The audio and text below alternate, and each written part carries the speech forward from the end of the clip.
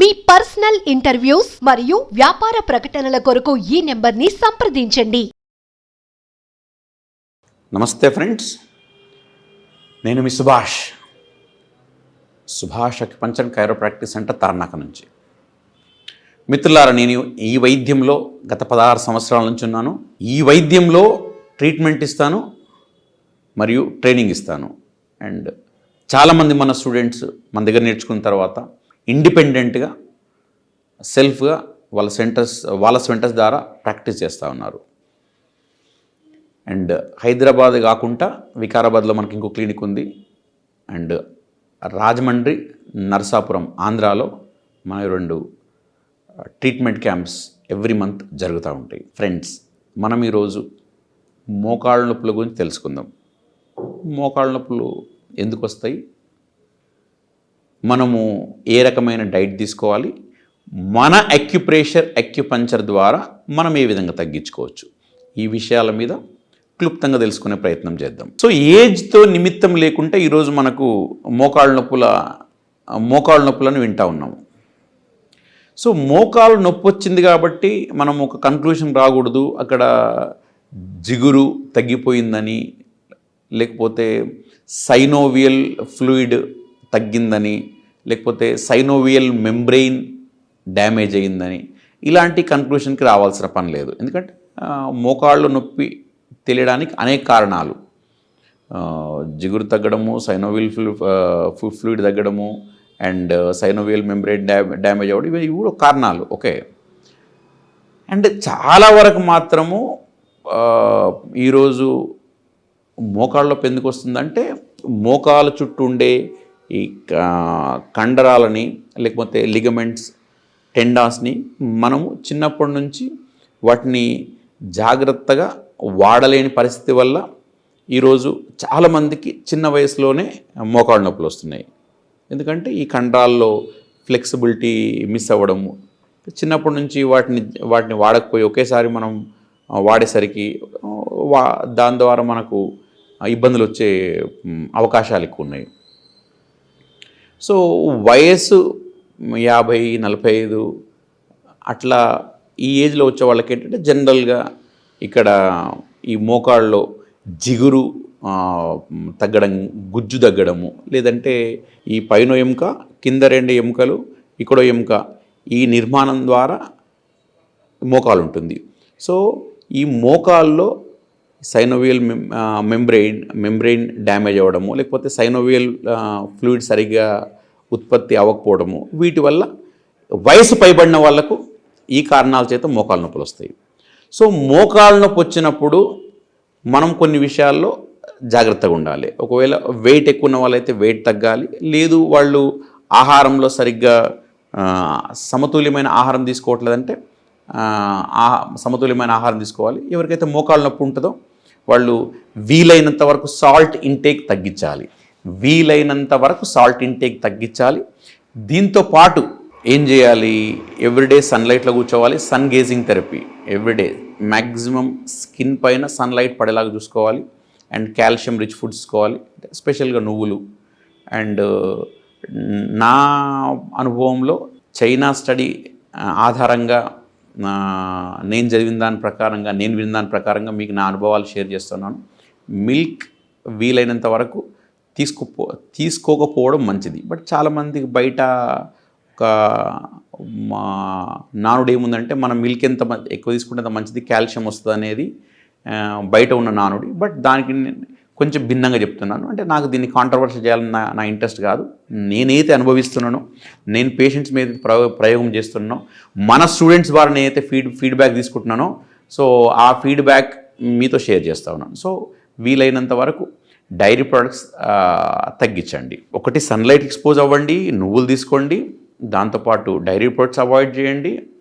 And అవకాశం ఉంటే ఎవరికైతే కిడ్నీ స్టోన్స్ హిస్టరీ లేదో వాళ్ళు ఒక గ్లాస్ మజ్జిగలో ఒక గోధుమ గింజంత సున్నం తీసుకోవచ్చు. ఈ సున్నం ఏం చేస్తుందంటే కాల్షియం లెవెల్స్ని పెంచుతుంది. దాని తర్వాత సున్నము జనరల్గా బాడీలో పెయిన్స్ తగ్గించే గుణం ఉంటుంది కాబట్టి ఇది మంచిది. అండ్ దీంతో పాటు వీలైనంత వరకు సమతుల్యమైన ఆహారం తీసుకునే ప్రయత్నం చేయండి. అండ్ మీకు ఉన్న ప్రాబ్లం ఉన్న పరిస్థితి ప్రకారంగా ఎక్సర్సైజ్ చేయండి. దీంతో పాటు మన వైద్యాన్ని మీరు స్ట్రాంగ్గా మన వైద్యం యొక్క సపోర్ట్ తీసుకోవచ్చు. ఒకవేళ మీకు ఎడమ మోకాల్లో నొప్పి ఉందనుకోండి, మీరు ఎడమ చేయి వాడాలి. ఒకవేళ కుడి మోకాలు నొప్పి ఉందనుకోండి, కుడి చేయి వాడాలి. ఒకవేళ రెండు మోకాళ్ళ నొప్పులు అనుకోండి, రెండు చేతులు వాడాలి. పాయింట్స్ ఎక్కడ ఏంటని నేను చూపిస్తాను. ఆడవాళ్ళకైనా మగవాళ్ళకైనా సేమ్. సో పాయింట్ ఎక్కడ ఉంటుంది? ఇప్పుడు చూడండి, మీకు నేను చూపించాను మధ్యవేల్లో ఈ మధ్య జాయింట్, అదే ఇదొక జాయింట్, ఇదొక జాయింట్, ఇదొక జాయింట్ అనుకుంటే ఇది మధ్య జాయింట్. ఈ మధ్య జాయింట్ని మనం స్టిమ్యులేట్ చేయగలిగితే మనకు లెఫ్ట్ నీ పెయిన్ తగ్గడానికి చాలా స్కోప్ ఉంటుంది. అట్లాగా మనం రైట్ సైడ్ కనుక నీ పెయిన్ ఉంటే రైట్ హ్యాండ్లో సెంటర్ ఫింగర్, అట్లాగా సెంటర్ ఫింగర్లో మిడిల్ జాయింట్, ఈ జాయింట్ని మనం స్టిమ్యులేట్ చేయాలి. ఓకే, మనం ఏ రకంగా స్టిమ్యులేట్ చేసుకోవచ్చు? ఒకటి ఇలా జాగ్రత్తగా మనసు పెట్టి ఇలా నొక్కోవచ్చు. ఎంతసేపు నొక్కాలి? 1 నిమిషం నుంచి 3 నిమిషాలు. ఎన్నిసార్లు చేయాలి? రోజుకు 3 సార్లు చేయొచ్చు. ఇలా నెమ్మదిగా చేయాలి, గాబర్ కంగారు చేయకూడదు. అండ్ దాంతోపాటు మీరేం చేయొచ్చు, ఇది అక్యుప్రెషర్ రింగ్. మీకు మార్కెట్లో ఎక్కడైనా దొరుకుతుంది, ఆన్లైన్ దొరుకుతుంది, మార్కెట్ దొరుకుతుంది. ఓకే, సో లేదు అంటే నా దగ్గర దొరుకుతుంది. అక్యుప్రెషర్ రింగ్ ఇది. ఈ రింగ్తో మీరు ఏం చేయాలి, ఇక్కడే మనకి ఏదైతే నేను మార్క్ చేసినో, ఎందుకంటే పాయింట్ ఐడెంటిఫికేషన్ గురించి మాత్రం మార్క్ చేశాను. సో ఏం చేయాలి, స్లోగా టు అండ్ ఫ్రో మెల్లిగా ముందుకి వెనక్కి జాగ్రత్తగా దీన్ని స్టిమ్యులేట్ చేసుకోవాలి జాగ్రత్తగా. అండ్ మన వీడియోస్ ద్వారా వేల మంది బెనిఫిట్ అయిన వాళ్ళు ఉన్నారు, కాబట్టి మీరు కూడా జాగ్రత్త చేసుకోండి, మీకు కూడా బెనిఫిట్ చేకూరుతుంది ఇట్లాగా స్లోగా. సో ఎన్నిసార్లు చేసుకోవాలి మీరు? రోజుకి 3 సార్లు. కొన్ని ఎక్కువ సార్లు చేసుకున్నా ఇబ్బంది ఏం లేదు, కానీ బెస్ట్ టైం ఏంటంటే బిఫోర్ ఫుడ్, లేదంటే ఒక 1.5 అవర్ ఆఫ్టర్ ఫుడ్ అలా చేసుకోండి. అండ్ దీంతో పాటు మీరు నైట్ ఏం చేసుకోవచ్చు అంటే, ఇది డే టైంలో, నైట్ టైంలో మీరు ఏం చేసుకోవచ్చు చూడండి. ఇది పేపర్ సర్జికల్ టేప్కి నేను మెంతి గింజలు అతికిచ్చాను చూడండి కంప్లీట్గా. ఇది పేపర్ సర్జికల్ టేప్, ఇది 1 ఇంచ్ పేపర్ సర్జికల్ టేప్. ఇది చూడండి, దీన్ని మెంతి గింజలు అతికిచ్చాను. ఇప్పుడు నేను ఏం చేస్తున్నాను, కంప్లీట్ ఈ ఏరియాని కవర్ చేస్తున్నాను. మన టార్గెట్ ఏంటి, ఈ ఏరియాని కంప్లీట్ కవర్ చేయాలి. సో ఎడమ మోకాలకు సంబంధించిన అక్యుప్రెషర్ పాయింట్స్ ఇక్కడ ఉంటాయి, కాబట్టి మనం ఏం చేస్తున్నాము, కంప్లీట్ ఏరియాని కవర్ చేస్తున్నాం. చూడండి మిత్రులారా, ఎట్లా మనం కవర్ చేస్తాం, కంప్లీట్ ఏరియాని కవర్ చేసాం. ఇట్లాగా కంప్లీట్ ఏరియాని కవర్ చేసాం. సో కవర్ చేసిన తర్వాత మనం ఏం చేయాలి, ఇది ఎప్పుడు పెట్టుకోవాలి, నైట్లో పడుకునే ముందు పెట్టుకోవాలి. సో దాంతో పొద్దున్న తీసేయాలి. పెట్టుకున్నాక జస్ట్ ఒక 1 మినిట్ జాగ్రత్తగా ప్రెస్ చేయండి. మొత్తం ఇదంతా జాగ్రత్తగా ప్రెస్ చేశాక నెక్స్ట్ డే మార్నింగ్ మీరు ఎప్పుడైతే నిద్ర నుంచి లేస్తారో ఈ టేపు ఈ గింజలు పడేసేసేయండి. మళ్ళీ తర్వాత రోజు అంటే ఆ నైట్ ఆ ఈవినింగ్ మీరు మళ్ళీ పడుకునే ముందర ఫ్రెష్ టేపు, ఫ్రెష్ సీడ్స్, దీన్ని మీరు టైట్గా పెట్టాల్సిన పని ఏం లేదు. మీరు నార్మల్గా మీరు స్టిక్ చేసి జస్ట్ ఇట్లాగా నార్మల్ ప్రెషర్ తోటి ఒక 1 మినిట్ ఇస్తే సరిపోతుంది. అండ్ దీని పనితనమే, దీని వర్కింగ్ ఇది స్టార్ట్ చేసుకుంటుంది. సో ఈ రకంగా నేను చెప్పినట్టుగా మీరు ఆహారంలో చేంజ్, దాని తర్వాత ఆ ప్రాబ్లం ప్రకారంగా ఎక్సర్సైజెస్, నెక్స్ట్ ఈ పాయింట్స్ వాడము. ఒకవేళ కనుక ఈ ప్రాబ్లము ఈ మధ్యకాలంలో స్టార్ట్ అయింది, ఈ ప్రాబ్లం ఎక్కువ ఇంటెన్సిటీ లేదనుకుంటే మీరు నా దగ్గర రావాల్సిన పని లేదు.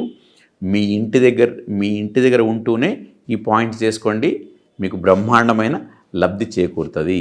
అండ్ మీ సమస్య నుంచి మీరు బయటపడడానికి అవకాశం ఉంటుంది.